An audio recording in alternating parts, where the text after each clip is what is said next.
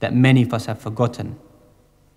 At the moment, with all this credit crunch, etc., that you find, there's one business, I don't know here, but down south, that's thriving at the moment, and that's the old age pensioners' homes. To place your parents in a home. It's big business. One person, they were charging him approximately £800 a week to keep him in a home. £800 a week. Tasawwaru hada, think about this. Paying to have your parents just put away from you. Sounds strange, but you know, many of us Muslims, or some of us Muslims, are following exactly the same methodology of thought. Because remember, the wider community has a big influx, a big input into the way it creates your character. Thus, you know, I'm not very startled at times to find that people with short thobes and flowing beards and faces covered, that sometimes you find vile, vulgar, repulsive language coming out of their mouths, and even cursing and swearing towards their parents. It's not surprising. Shouldn't be something surprising, because the whole culture breeds this concept of separating oneself from one's parents. That I am a man in my own right. Who are they to tell me what to do?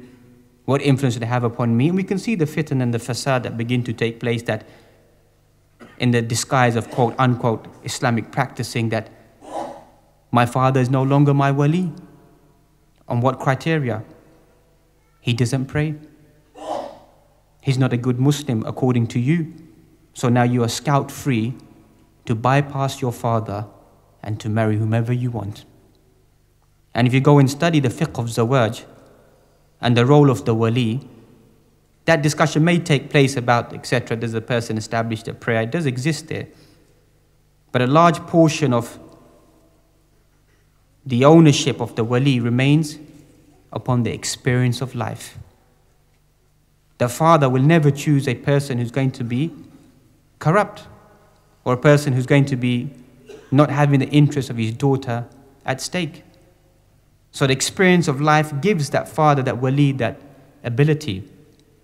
And thus you find that some men, you find they have the farasa, the ability, that the way that a man walks into a gathering is enough to analyze the individual.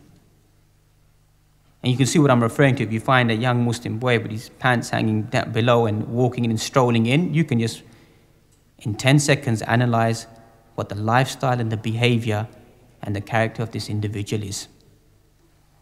So we want to return back to not just talking about fine creed and fine implementation of sunnah, but fine character as well.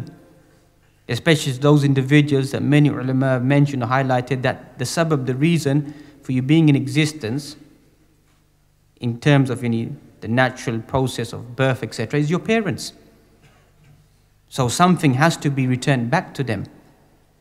And as any basic elementary student of the Quran knows, that wherever Allah subhanahu wa ta'ala mentions the concept of tawheed and worship and ibadah, we'd also mention something else.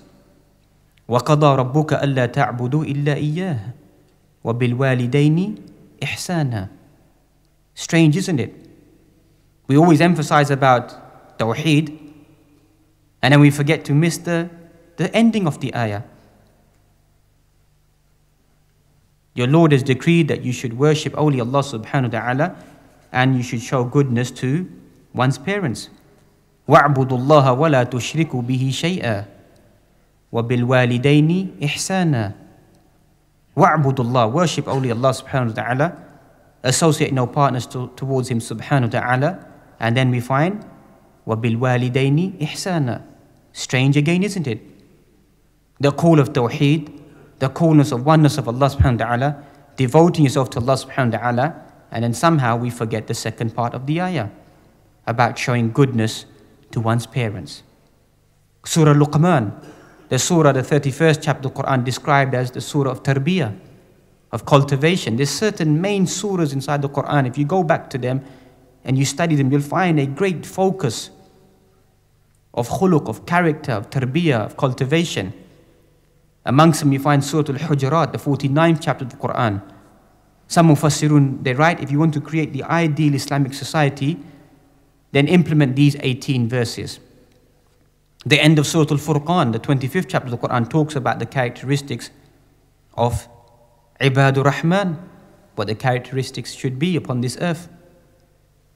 Likewise, the beginning, the first 11, 12 ayat of Surah Al-Mu'minun, the 23rd chapter, all talking about the character of the believer. Surah Al-An'am, we find teachings inside there. Surah Al-Isra, we find teachings inside there. And then we find inside Surah Luqman another concept of tarbiyah, of how Luqman, alayhi salam, says to his son, وَإِذْ قَالَ لُقْمَانُ لِابْنِهِ وَهُوَ يَعِظُهُ يَا بُنَيَّ لَا تُشْرِكْ بِاللَّهِ إِنَّ الشِّرْكَ لَظُلْمٌ عَظِيمٌ. Luqman gives an admonition to his son, and the first teaching that he teaches him is يَا بُنَيَّ لَا تُشْرِكْ بِاللَّهِ.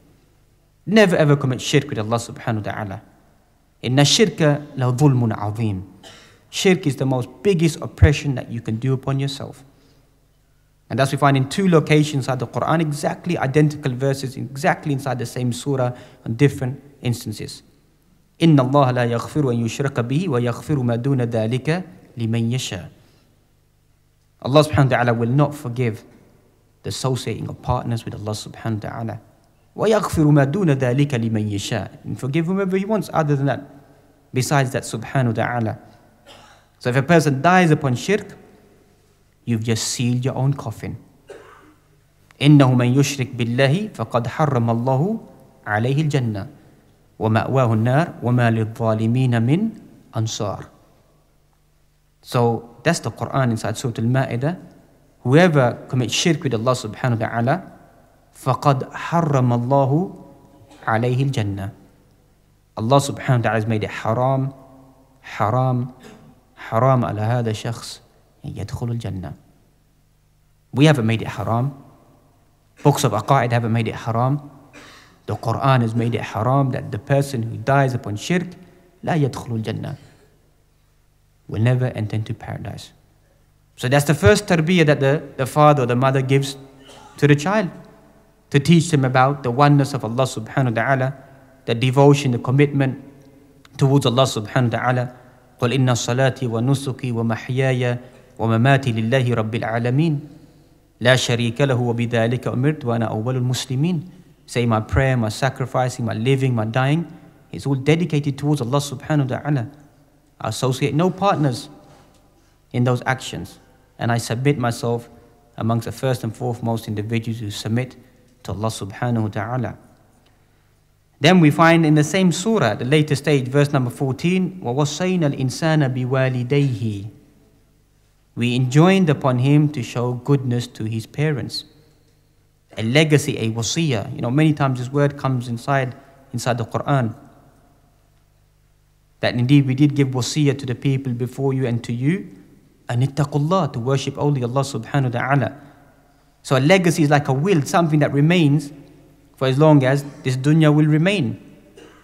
That we've told you to be good, you need towards your parents. Another location we find this legacy continues inside Surah Al-Ankabut, the 29th chapter of the Quran. وَوَصَّيْنَا الْإِنسَانَ بِوَالِدَيْهِ حُسْنًا.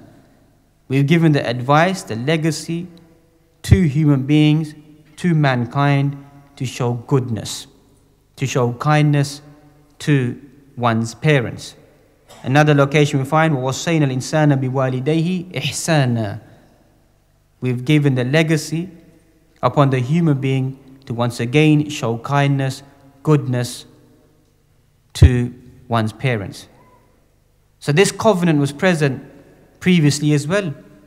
As we find inside the Quran, وَإِذْ أَخَذْنَا مِيثَاقَ بَنِي إِسْرَائِيلَ لَا تَعْبُدُونَ إِلَّا اللَّهَ وَبِالْوَالِدَيْنِ إِحْسَانًا.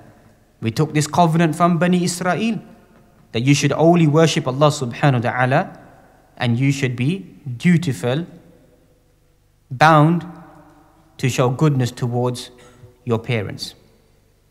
Also in prophetic teachings, in the ahadith, أَيُّ الْعَمَلِ أَحَبُّ إِلَى اللَّهِ subhanahu wa ta'ala.